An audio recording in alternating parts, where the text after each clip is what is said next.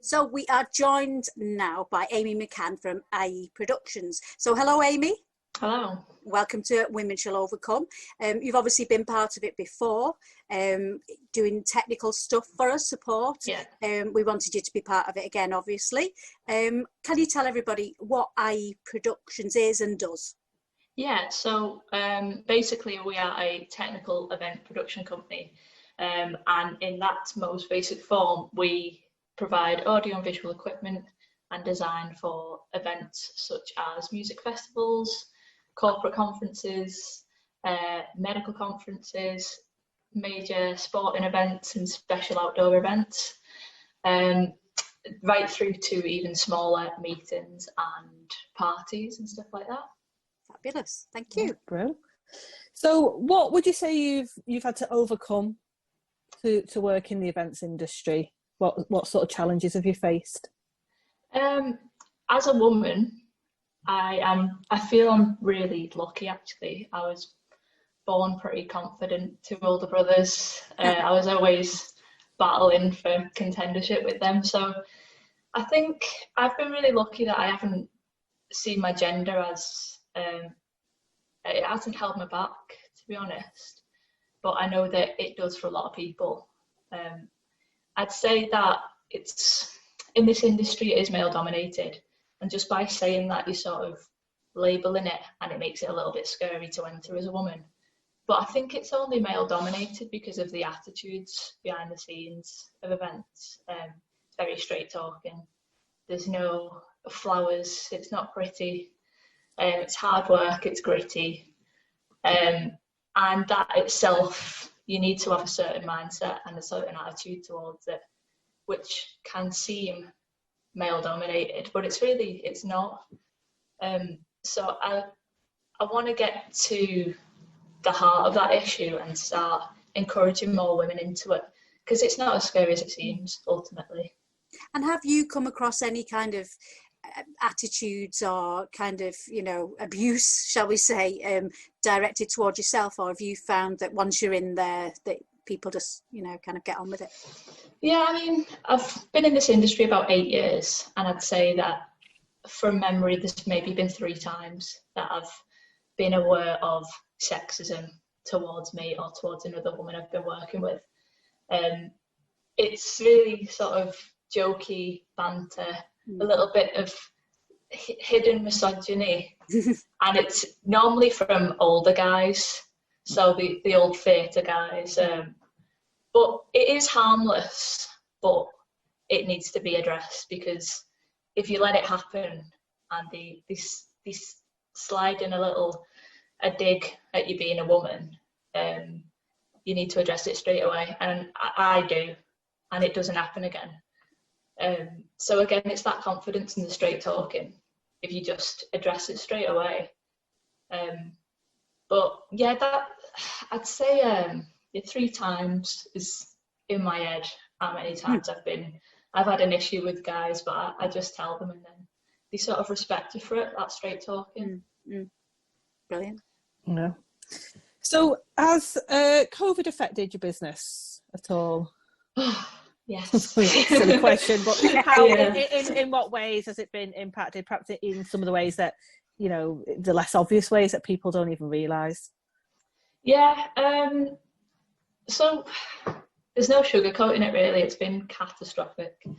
So about 99% of our income and work has just disappeared. This should have been the year that we really benefited and started reaping the rewards of building our own company up. But yeah, the world had different plans. So as well as the financial aspect, we still really need government support. There's been support packages in place that have helped venues and projects, but they're not trickling through to the suppliers. So as well as event companies, production companies like ours, there's caterers, there's people that provide the portaloos for these festivals, people who provide the generators. There's so many different suppliers that aren't getting the support that they need.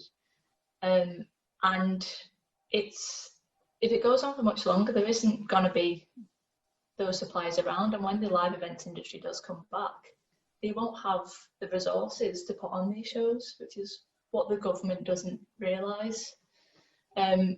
So yeah, definitely the financial aspect is the most serious part of how COVID's affected us, but mentally it's been pretty hard as well. So the physical seeing of all these events you had booked in for the year and you're just crossing them off the calendar one by one.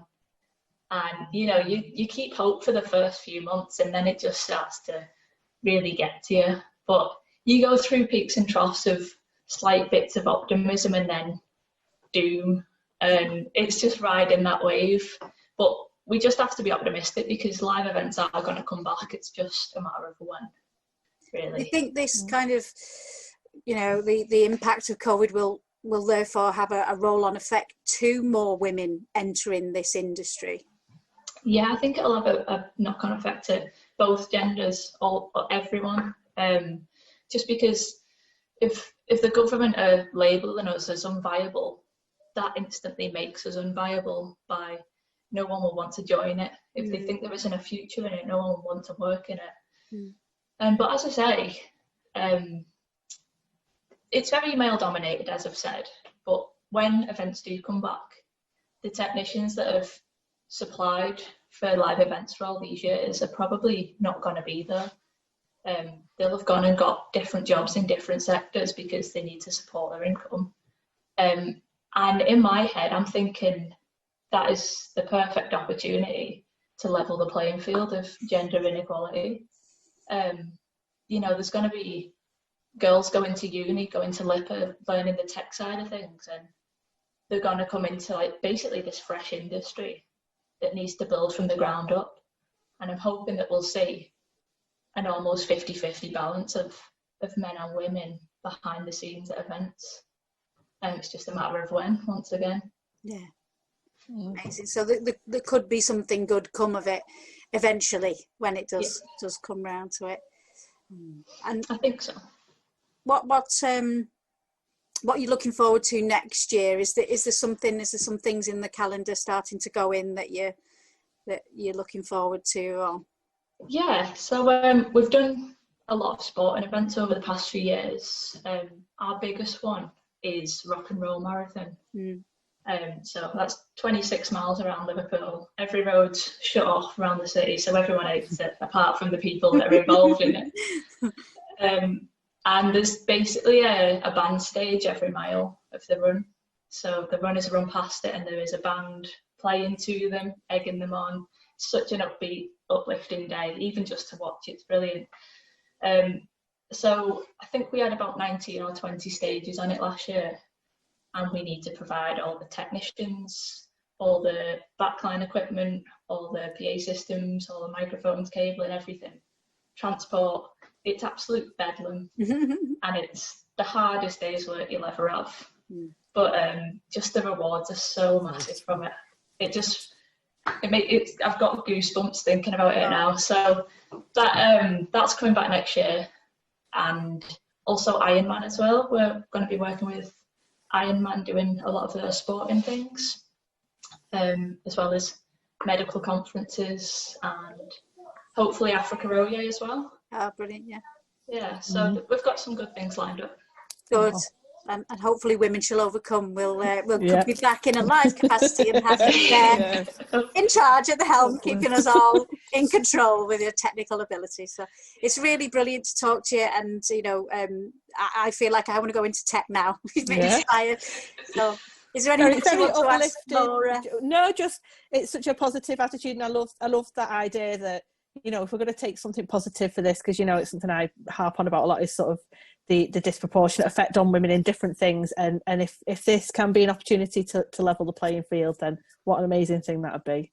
I just think such an optimistic and wonderful view to take, and I love it. Amazing. So let's hope there's many more Amy McCanns out there in the future. That's brilliant. We'll all be in safe hands. Thank you so much for joining us, Amy, and good luck with everything. And if we can support you in any way through this time, then don't forget to get in touch with us as well. We're here for you as well. Take care. See ya. Bye. See ya. Take care. Bye. Bye-bye.